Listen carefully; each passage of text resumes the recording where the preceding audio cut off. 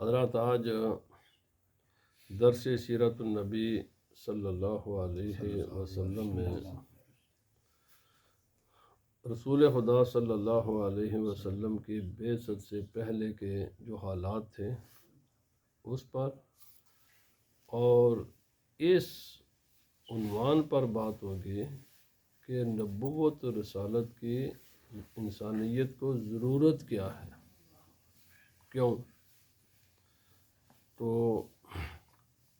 پہلے ہم چلتے ہیں ضرورت پر، اس کے بعد اس کی روشنی میں بات کریں گے کہ نبی پاک صلی اللہ علیہ وسلم کا جب ظہور ہوا، جب آپ کی بعثت ہوئی، آپ نے اعلان نبوت کیا، تو اس دنیا کے حالات کیسے تھے، اور خصوصاً عرب کے اور پھر باقی دنیا کے حالات کیا تھے، اور نبی پاک صلی اللہ علیہ وسلم کی بعثت کے بعد اس دنیا میں کیا بڑی بڑی تبدیلیاں رونما ہوئیں، اور کیا وہ برائیاں ہیں جو آج بھی اسی شکل میں موجود ہیں۔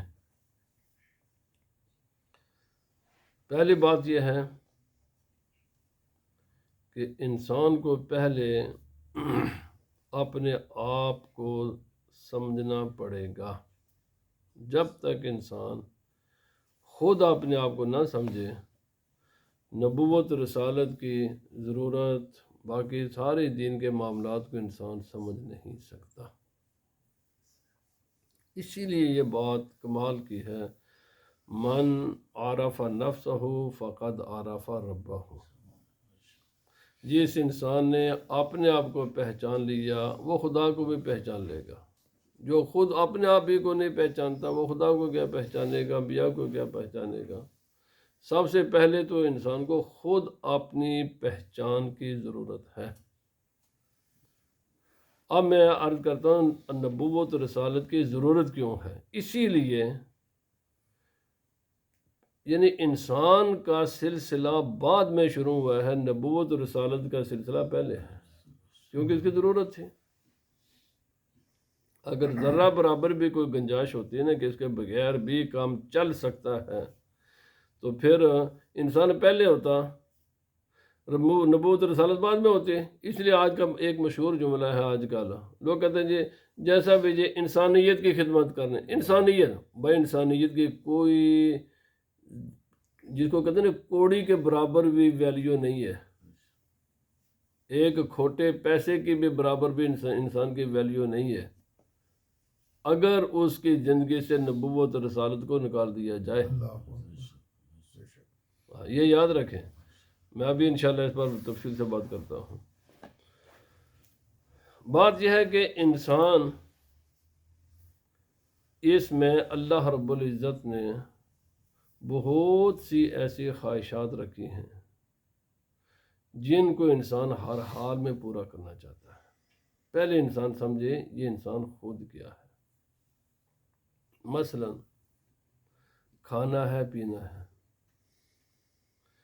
انسان کھائے پیے بغیر اپنے زندگی کا تسلسل قائم رکھ سکتا ہے؟ نہیں رکھ سکتا۔ کھانے پینے کی ایک ایسی شدید خواہش ہے کہ چند گھنٹے تو انسان صبر کر لے گا، لیکن ایک لمبے عرصے تک اس کے بغیر انسان نہیں رہ سکتا۔ اس کے ہر حال میں اس نے اپنے پیٹ کو بھرنا ہوتا ہے کھانے اور پانی سے، ہر حال میں۔ آکسیجن کے بغیر انسان زندہ رہ سکتا ہے؟ نہیں رہ سکتا۔ اس نے ہر حال میں سانس لینا ہے۔ اگر سانس کا سلسلہ اس کا تھوڑی دیر کے لیے بھی یہ بند ہو جائے تو انسان نہیں رہ سکتا، انسان کا وجود ختم ہو جاتا ہے، فوراً ختم ہو جاتا ہے۔ میں کہتا ہوں پہلے انسان خود سمجھے میں کیا ہوں۔ اس کے بعد انسان کی جو جنسی خواہش ہے، یہ اللہ رب العزت نے انسان کے جسم میں رکھی ہے، چاہے مرد ہو یا عورت ہو، اور بڑی غالب ہے یہ۔ امام غزالی علیہ الرحمہ آپ نے فرمایا یہ اتنی ایسی عجیب چیز ہے کہ ہر خواہش کو کنٹرول کے انسان کے لیے کرنا آسان ہے، اس کو کنٹرول کرنا سب سے مشکل ہے۔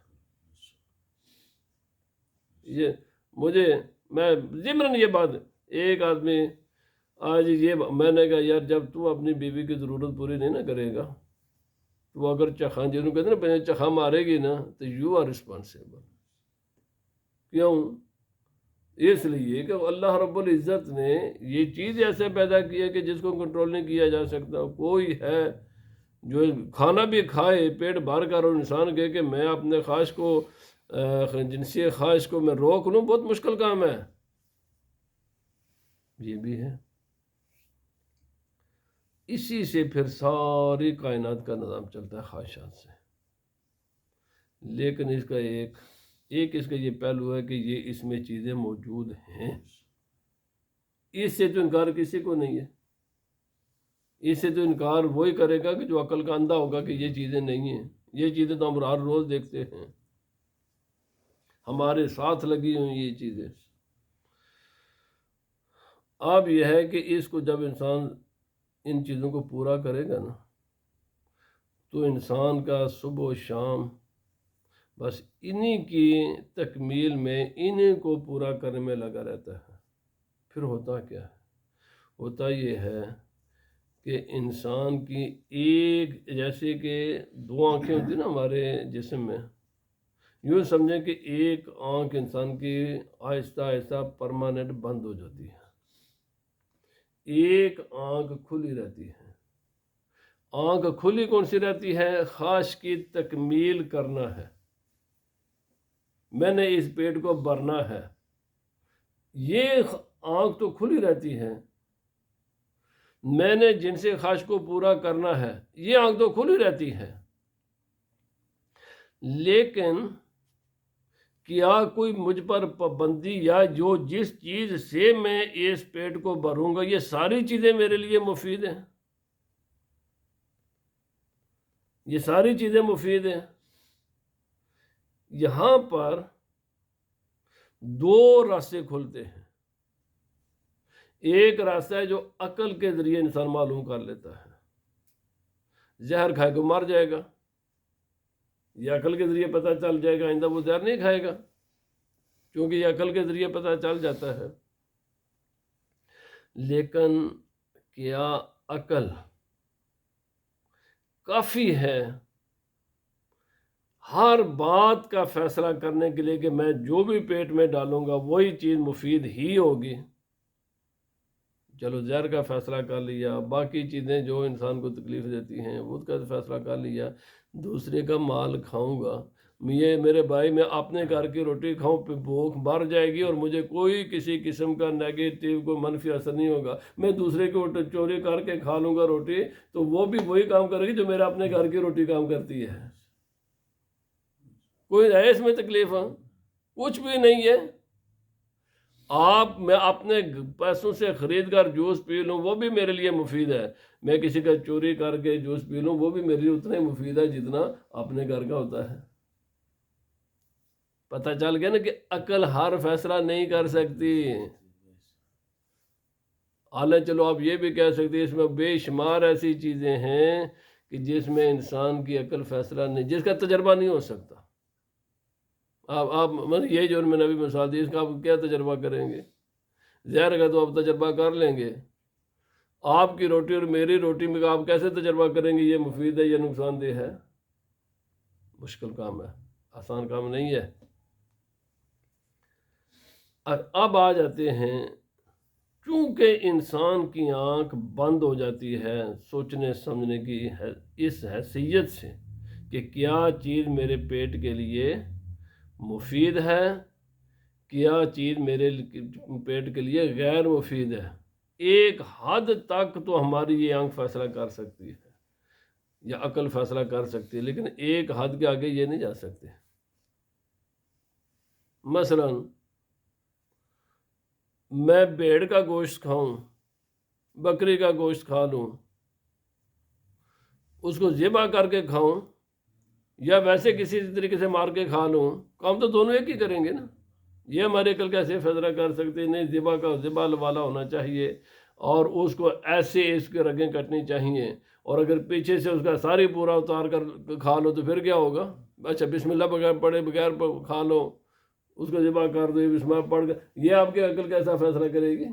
اچھا شیر کا گوشت کھا لو جی، بھینس کے بجائے گدھے کا گوشت کھا لو، یہ آپ کی عقل کیسے فیصلہ کر سکتے؟ دونوں گوشت ہیں، دونوں ایک قسم کا کھانا کھاتے ہیں. جو چارہ گھاس بھوس کھانے سے بھینس یا گائے کا گوشت بنتا ہے، وہی چارہ کھانے سے گدھے کا گوشت بنتا ہے۔ ایک کا کھانا جائز ہے، دوسرے کا کھانا ناجائز ہے۔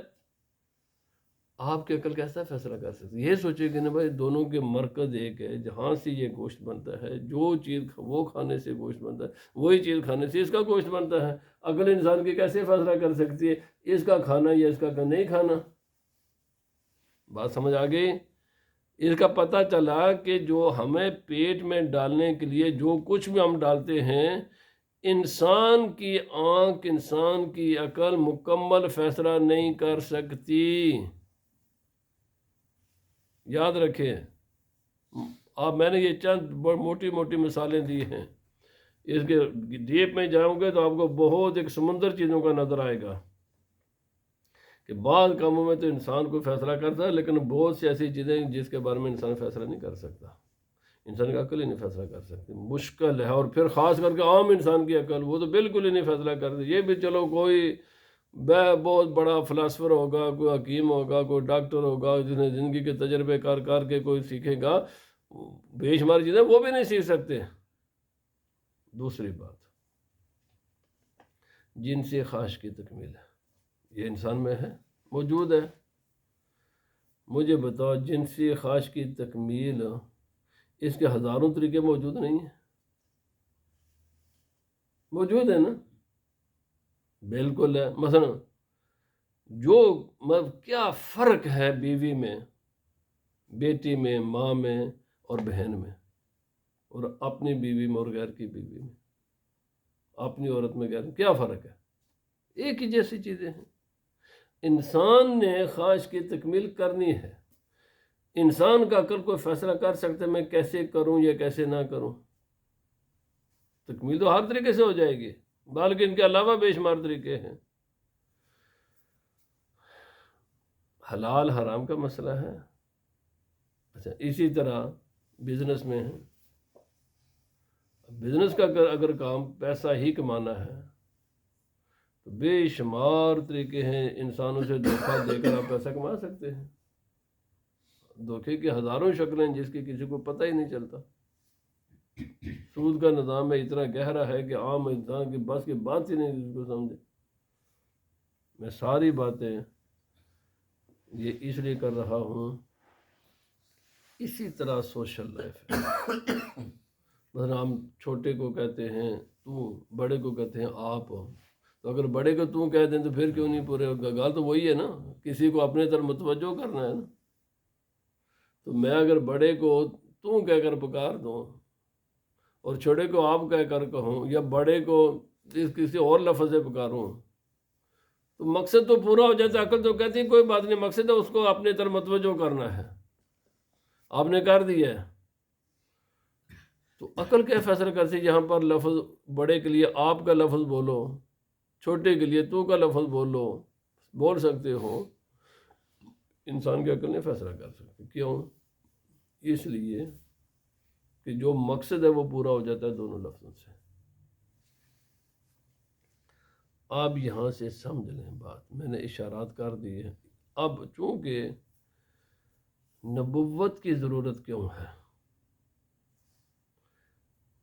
کہ انسان کو ایک تو دنیا میں ہر چیز کے مختلف پہلو ہیں، یہ بات مسلمہ ہے، میں نے مثالیں دے کر بیان کر دیں، ہر چیز کے بے شمار پہلو ہیں۔ اچھا، ابھی تو میں نے صرف اپنی ضرورت کی تکمیل کی ہے نا۔ ابھی جو سوشل لائف ہے، معاشرتی لائف ہے، ایک دوسرے انسانوں کے ساتھ رہنا، کس کے ساتھ کیسے رہنا ہے، کیا اس کے حقوق و فرائض ہے۔ اسی طرح سیاسی معاملات ہیں، اسی طرح انسان کے جو آئلی معاملات ہیں، بیوی کا کیا ہے، اس کا رول کیا ہوگا، خامد کا رول کیا ہوگا، ہزاروں ہزاروں ہزاروں ایسی چیزیں ہیں۔ انسان خود فیصلہ نہیں، کیوں؟ انسان ہمیشہ اپنی طرف دیکھتا ہے، انسان ہمیشہ ہی اپنی طرف دیکھتا ہے، وہ سب سے پہلے اپنے آپ کو پروٹیکٹ کرتا ہے، اس کے بعد کوئی دوسرا سوچتا ہے۔ جب انسان اپنی طرف پہلے دیکھے گا نا تو لازماً دوسرے کے حقوق متاثر ہوں گے، لازماً۔ ہو ہی نہیں سکتا کہ انسان اپنے آپ کو پروٹیکٹ تو مکمل کر لے اور دوسرے پر ظلم و زیادتی نہ کرے۔ چونکہ یہ ساری چیزیں ہیں، یہ انسان کی ایک آنکھ کو کھلا رکھتی ہیں، ایک آنکھ کو بند کر دیتی ہے۔ جہاں پر انسان کے وہ دوسری آنکھ بند، اچھا پھر ایک اور بھی مسئلہ ہے، یہ اس سے بھی بڑا ہے۔ انسان اس دنیا میں رہنا ہے، جائز طریقے سے رہے، ناجائز طریقے سے رہے، عدل و انصاف کے ساتھ رہے یا ظلم کے ساتھ رہے، حلال کھائے یا حرام کھائے، رشتوں کے تقدس کا خیال رکھے یا رشتوں کے تقدس کا خیال نہ رکھے، دنیا میں تو رہ جائے گا وہ، اسے تو کچھ بھی نہیں ہوگا اس دنیا میں۔ ایک انسان سار بڑی بڑی گالیاں دے ماں باپ کو، مرتا تو نہیں ہے، رہتا تو وہ زندہ ہی ہے۔ آیا سوال یہ ہے کہ یہی زندگی ہے، اس کے بعد کچھ بھی نہیں ہے؟ جب انسان پر خواہشات کا غلبہ ہوتا ہے تو انسان دوسری طرف سوچنے کا وہ آنکھ اس کے بند ہو جاتی ہے۔ نبوت اور رسالت کی ضرورت اس لیے ہے کہ نبوت اور رسالت کی آنکھ سے ہر چیز کا ایک دوسرا پہلو ہوتا ہے۔ یاد رکھیں، اچھی طریقے سے سوچیں سمجھیں، نہ بات سمجھ آئے مجھے آپ نے پوچھ لینا ہے۔ ہر چیز کا ایک دوسرا پہلو ہوتا ہے، جس کو عام انسان تو کہتا ہے، خاص انسان بھی خواہشات اس کی اس آنکھ کو بند کر دیتی ہیں، اور نبوت اور رسالت کی آنکھ اس کو دیکھ رہی ہوتی ہے، اور وہ انسان کو بتاتی ہے کہ اگر تو اس راستے پر چلے گا تو یہ راستہ دنیا میں بھی تباہ کن ہے اور یہ آخرت کے لیے بھی تباہ کن ہے۔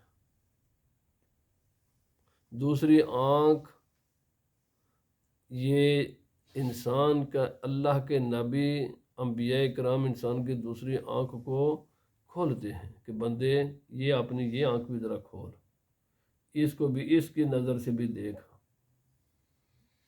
اور چونکہ انسان خود نہیں دیکھ سکتا، انبیاء کرام پھر خود بتا دیتے ہیں کہ یہ تو کام کر سکتے، چونکہ ان کی آنکھیں ہر چیز کو اپنے اوریجنل اصل شکل میں دیکھ رہی ہوتی ہے، اور جہاں اللہ پاک ان کی رہنمائی بھی فرماتا ہے وحی کے ذریعے، تو وہ پھر بتا دیں کیا تو نے کھانا ہے اور کیا چیز تو نے نہیں کھانی، کیسے تو اپنے جنسی خواہش کو پورا کر سکتا ہے، کیسے تو اپنے جنسی خواہش کو پورا نہیں کر سکتا، بزنس میں کیا کام تیرے لیے جائز ہیں اور کیا کام تیرے لیے جائز نہیں ہیں، دوسرے انسانوں کے ساتھ رہتے ہوئے تیری اپنی ذات کا تحفظ کیسے ہے اور دوسروں کا تجھ سے تحفظ کیسے ہوگا، اپنے گھر میں جب تو رہتا ہے تو تیرا بیہیویئر بیوی کے ساتھ کیسا ہونا چاہیے اور بیوی کا بیہیویئر تیرے ساتھ کیسا ہونا چاہیے، تیرا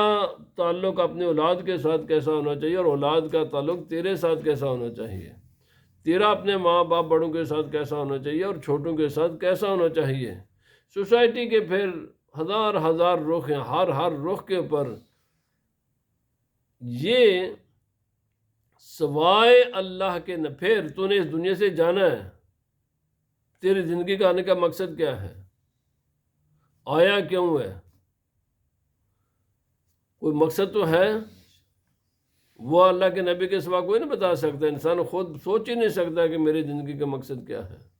کھانا پینا ہے، اگر کھانا پینا ہی ہے تو یہ چرند پرند کیڑے مکوڑے یہ جنگلی جانور سارے کھاتے پیتے ہیں، پھر تجھ میں اور ان میں فرق کیا ہے؟ بڑا جسم بنانا ہے تو ہاتھی کا جسم تجھ سے بڑا ہے، اونٹ کا جسم تجھ سے بڑا ہے، تو اگر جسم ہی کو بڑا کرنا ہے، موٹا تازہ رہنا ہے، تو پھر تجھ میں اور ہاتھی اور اونٹ میں فرق کیا ہے؟ تجھے کس بنیاد پر تجھے عزت دی جائے؟ سونا ہے، سارے جانور سوتے ہیں، نسل بڑھانی ہے، سارے جانور نسل بڑھاتے ہیں، بھائی یہ تو بتا نا، تجھے کس بنیاد پر دوسرے جانوروں پر فوقیت حاصل ہے؟ یہ تم اپنے عقل سے جو بھی پیمانہ قائم کرو گے نا، اگر کھانا پینا مقصود بناؤ گے تو تجھ میں اور جانور میں کوئی فرق نہیں ہے، اگر سونا مقصود بناؤ گے تجھ میں تو جانوروں میں کوئی فرق نہیں ہے، ایک ایک چیز کو لیتے جاؤ، انسان میں اور باقی جانوروں میں کوئی فرق نہیں ہے سوائے اس کے کہ جو انبیاء کرام نے راستہ بتایا، بس وہی ہے جو انسان کو باقی جانوروں سے ممتاز کر دیتا ہے، باقی جانوروں سے اللہ کر دے، بلکہ جو انسان انبیاء کرام کے راستے کو چھوڑ کر جو بھی راستہ اختیار کرتے ہیں نا، قرآن پاک نے ان کو جانوروں سے بھی بدتر قرار دیا ہے، کیڑے مکوڑوں سے بھی بدتر، یہ گزرا ہوا انسان ہے، یہ زیادہ گندی چیز ہے اس سے۔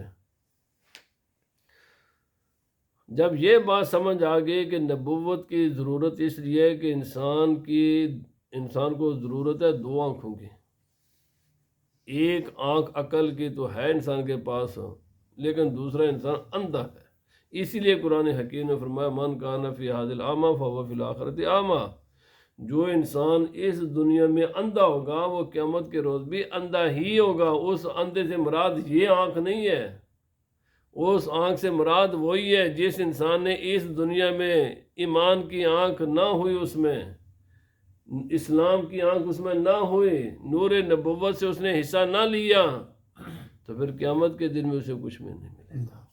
صم بکم عمی فہم لا یرجعون، اس آیت کا یہی مطلب ہے کہ انسان خواہشیں انسان کو گنگا، بہرا، اندھا کر دیتی ہے، اور وہ انسان جو اسلام سے پھرتا ہے وہ گنگا بھی ہے، بہرا بھی ہے، اندھا بھی ہے۔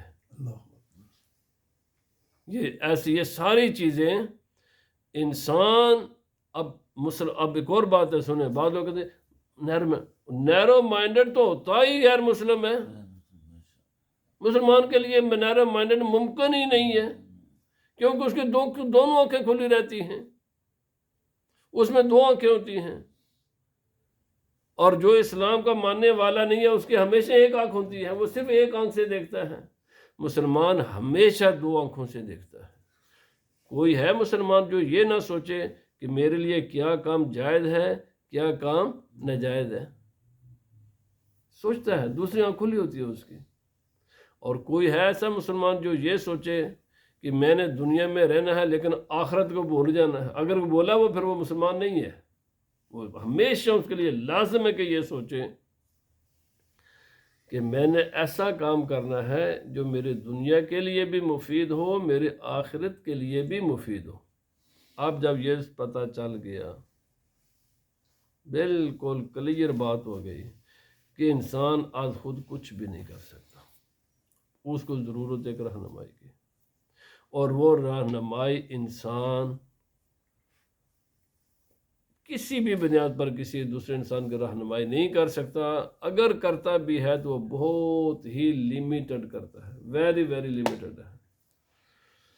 انسان کی نجات کے لیے، دنیاوی نجات کے لیے اور اخروی نجات کے لیے نبوت کی ضرورت ہے، اسی لیے یہی وجہ تھی۔ انسان پہلے آیا ہے یا سورج پہلے تھا؟ سورج پہلے ہے۔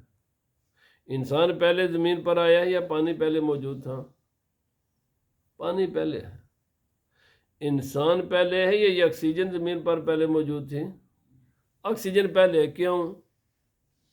کہ آکسیجن کے بغیر انسان زندہ نہیں رہ سکتا، یہ محتاج ہے اس کا، یہ ڈیپینڈ کرتا ہے اس پر، اس لیے اللہ رب العزت نے اس کو وجود بخشنے سے پہلے جس کے اوپر یہ ڈیپینڈ کرتا ہے، انحصار کرتا ہے، اللہ پاک نے اس کو پہلے بنایا۔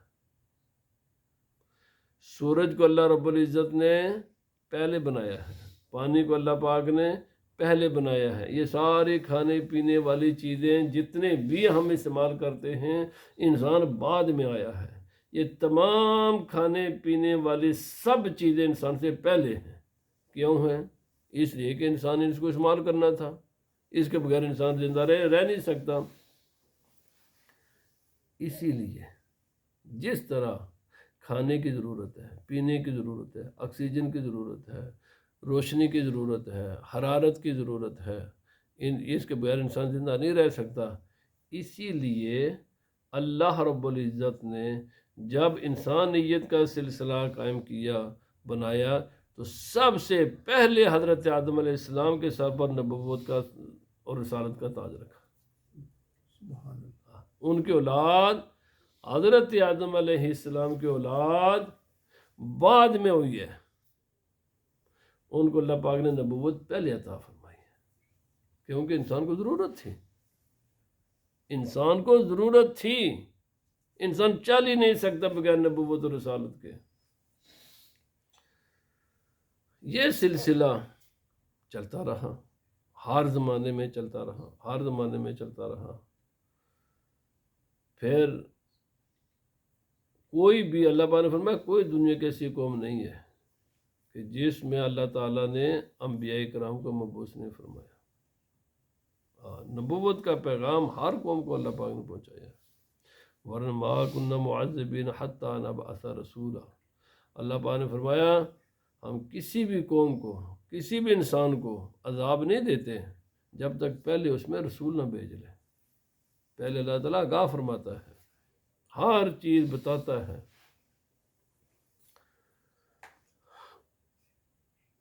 رسول خدا صلی اللہ علیہ وسلم جب تشریف لائے تو اس وقت دنیا کی حالت کیا تھی، اس کو سمجھنے کے لیے پہلے عرب اور پہلے باقی دنیا کا میں نقشہ عرض کروں گا۔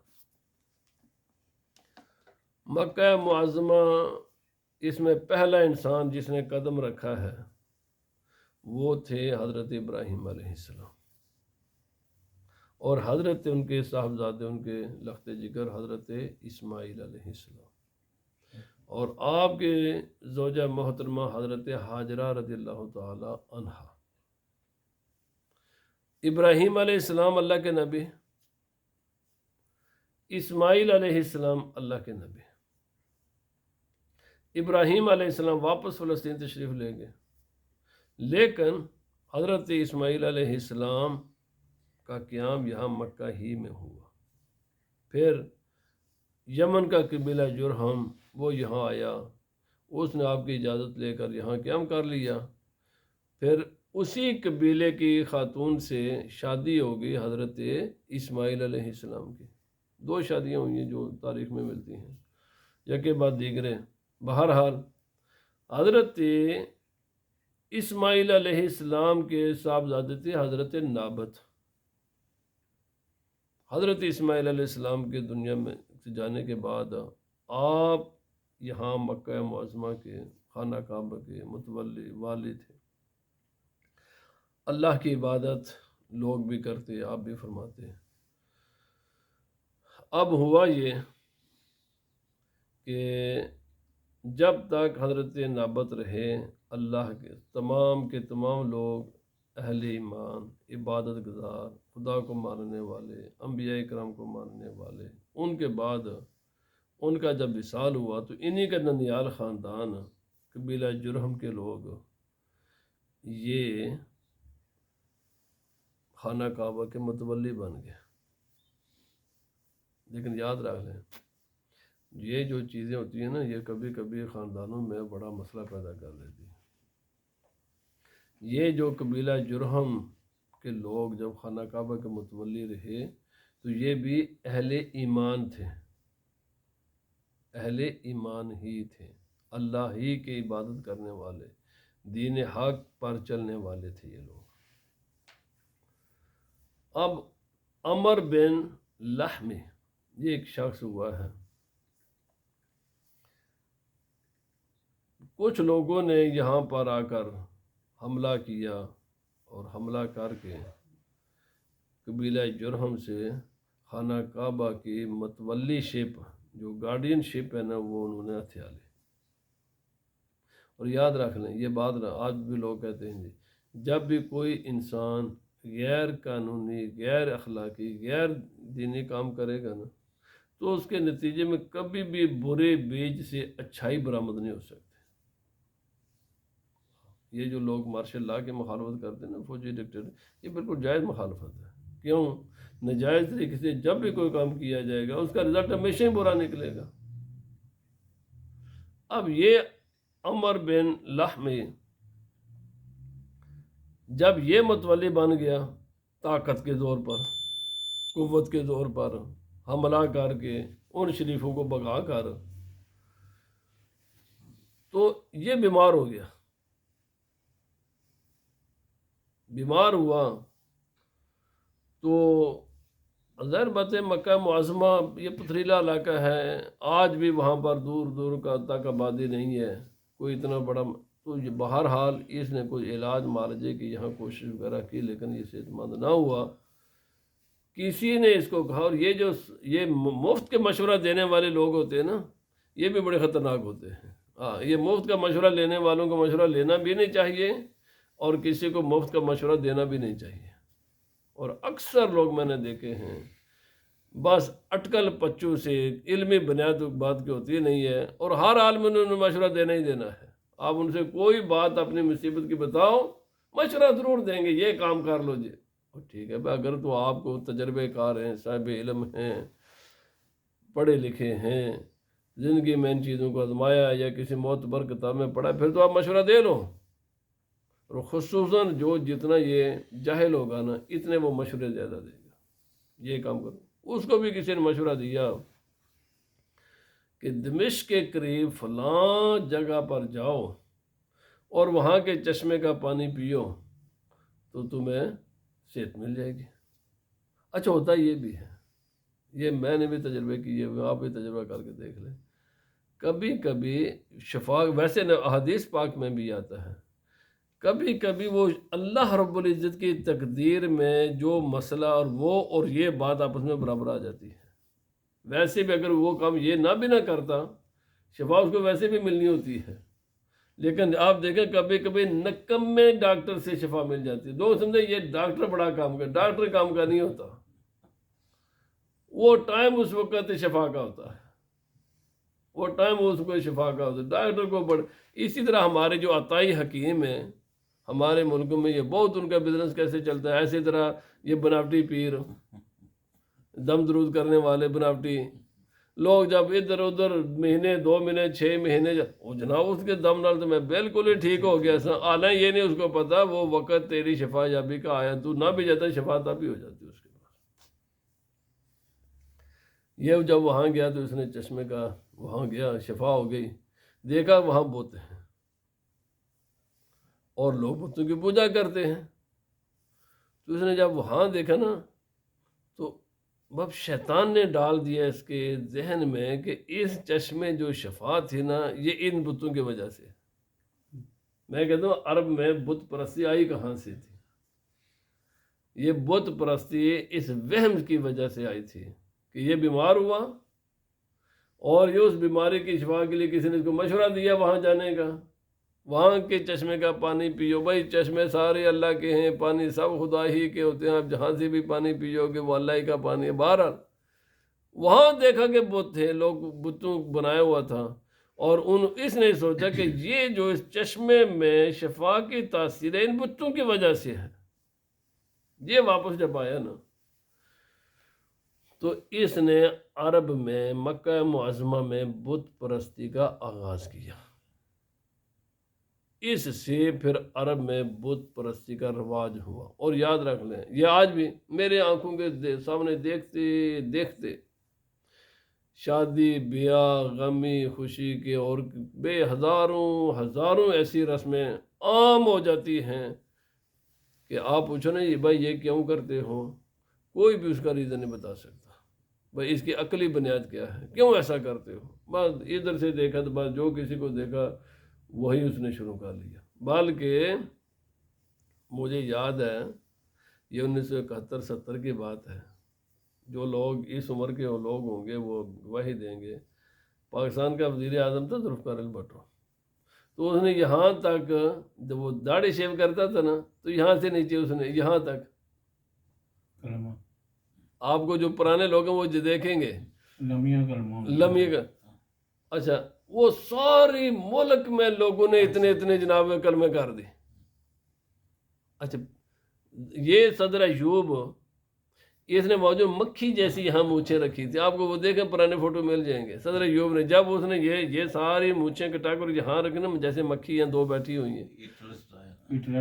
ہاں اچھا بھائی یہ کیا ہے بس دیکھا دیکھی یہی چیز پورے ملک میں رواج پڑ گئی.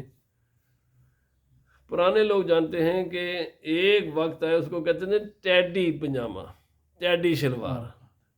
یہ جو ہے نا یہ اتنے عورتیں بھی اور مرد بھی یہ اتنا ٹائٹ کرتے تھے کہ اس کو اتارنا بڑا مشکل ہوتا تھا. اور وہاں پر یہ پھر بٹن لگاتے تھے دردی کہ جب کھولو تو اس کو کھول کر اس کو اتارو. یہ بھی زمانہ میں نے اپنے آنکھوں سے دیکھا ہے کہ اتنا ٹائٹ کہ بالکل ایسی سلوار ہوتی تھی. اچھا پھر یہ بھی زمانہ میں نے اپنے آنکھوں سے دیکھا ہوا ہے کہ اتنے جناب اس کے پونچے کر دیے اتنے اتنے بڑے کر دیے کہ وہ ایسے جیسے اس کو یعنی سڑکوں پر مانجا مارنے کی ضرورت ہی نہیں تھی وہ کپڑا ہی سب کو صاف کر دیتا تھا. بھائی یہ چھوٹے کیوں کیے بس دیکھا دیکھی بڑے کیوں بن گئے دیکھا دیکھی. اچھا قمیضیں ایک وہ زمانہ ہے اتنی اتنی لمبی قمیضیں وہ نیچے پھر وہ بھی میں نے دیکھا کہ یہاں تک قمیضیں کسی سے انسان پوچھیں گے. یہی حال آج کل یہ شادی بیاہوں میں جو لوگ کرتے ہیں کیوں کرتے ہو بھائی اس کا سوال یہ ہے کیوں کرتے ہو. اور اتنا زبر پیسہ لگاتے ہیں اتنا پیسہ لگاتے ہیں بلکہ بعض لوگ تو بیچارے سود پر لے کر لگاتے ہیں بینک سے قرضہ لے کر یہ کام کرتے ہیں. کیوں شادی اس کے بغیر نہیں ہو جاتے کریں گے کیوں ایک کو دیکھ لیا ہم بھی وہی کام کریں گے جو اس نے کیا ہے سوائے اس کے کوئی بات نہیں ہوتی. یہ بات تھی میں عرض کرنے لگا پورا عرب شرک میں مبتلا ہو گیا. ایک نے بھی نہیں سوچا کہ یہ یار پتھر کی مورتیاں میں کیا کریں گے. پتھر کی مورتیاں ہیں بھائی پتھر مورتیں جو خود ہم اپنے ہاتھوں سے ان کو تراش کے ان کو فکس کرتے ہیں جو بیچارہ فکس اللہ پاک نے فرمایا کہ ان پر مکھی بیٹھ جائے تو مکھی بھی اپنے جسم سے دور نہیں کر سکتے. اتنا بھی نہیں نا سوچا کہ اگر ان پر مکھی بیٹھ جاتے اس کو ہمیں ہٹانا پڑتا ہے یہ مکھی بھی نہیں ہٹا سکتے. لیکن ہے کوئی آدمی سوچے یاد رکھ لیں سوچتے کیوں نہیں ہے. آخری بات اس کے بعد وہ آج کا درس ختم ہوگا. امام غزالی علیہ الرحمہ نے فرمایا یہ لوگ شراب کیوں پیتے ہیں. سوال یہ ہے کیوں پیتے ہیں پتہ کیوں پیتے ہیں تاکہ انسان کی سوچنے سمجھنے کے لیے نا وہ چونکہ دماغ خرچ ہوتا ہے نا کو کچھ عرصے کے لیے ذرا سکون مل جائے وہ سوچے سمجھے نا.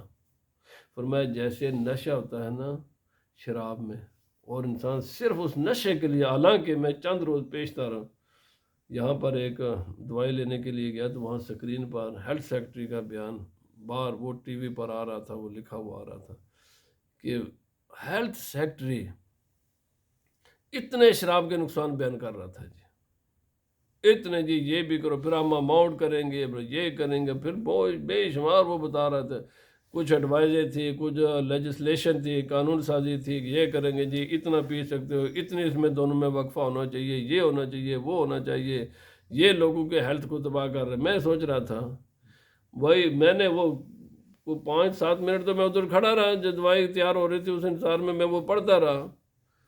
میں نے کہا یار جب اس کے اتنے نقصانات ہیں اور حکومت تسلیم کر رہی ہے ملک کا ہیلتھ سیکٹری بتا رہا ہے نا جی کہ اس کے یہ نقصان ہے یہ نقصان ہے یہ نقصان ہے اس کے فزیکل نقصان یہ ہے اس کے سوشل نقصان یہ ہیں یہ تو اس ظالم چیز کو بند ہی کیوں نہیں کر دیتے جب تم تسلیم کرتے ہو. اچھا اسی طرح یہ خنزیر کا گوشت ہے میں نے کئی بار جاتا ہوں نا جہاں تو وہ لیفلیٹ وغیرہ پڑے ہوتے ہیں تو میں وہ دیکھ لیتا ہوں چلو فائدہ ہو جائے گا ادھر بیٹھ کر. اور میں نے کئی بار پڑھا تو جو ہارٹ اٹیک کے پتہ نہیں 35% یا 40% جو اسباب انہوں نے لکھے ان میں سے ایک خنزیر کا گوشت ہے.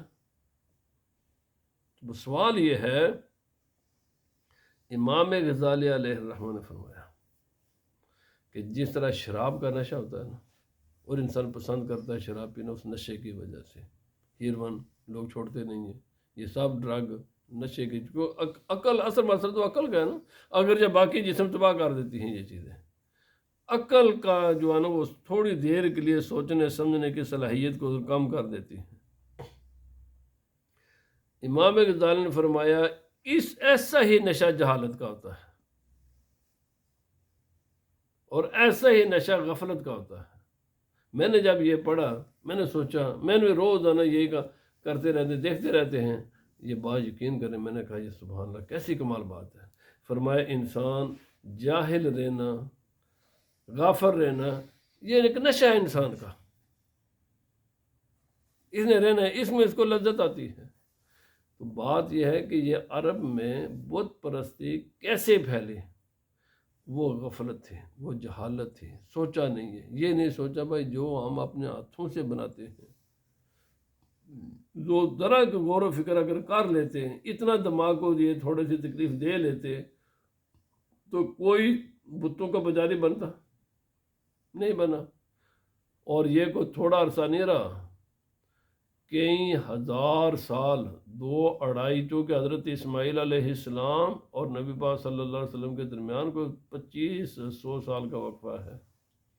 اور یہ بت پرستی میں نے عرض کیا، حضرت اسماعیل علیہ السلام کی بیٹے حضرت نابت، ان کے بعد جرم کے فوراً بعد یہ مسئلہ شرک کا شروع ہو گیا تھا۔ پورا عرب کئی یعنی سینکڑوں سال بت پرستی میں مبتلا رہا۔ کسی انسان نے تھے، یہ بھی نہیں کہ کوئی بھی نہیں تھا، نہیں، کئی لوگ ہیں کہ جنہوں نے بت پرستی نہیں کی، ثبوت ملتے ہیں، لیکن میجارٹی بت پرستی کے شکار ہو گئی۔ کیوں؟ اگر عقل کافی ہوتا تو یہ تو بالکل سمپل سی بات ہے، یہ کچھ بھی نہیں دے سکتے، یہ بولتے نہیں ہیں۔ پر بت مجھے بتاؤ کرتے کیا ہیں جی؟ کیا کرتے ہیں؟ بولتے ہیں، جواب دیتے ہیں، رہنمائی کرتے ہیں، تمہارا کوئی نفع کرتے ہیں، اپنے آپ کا کوئی نفع کرتے ہیں۔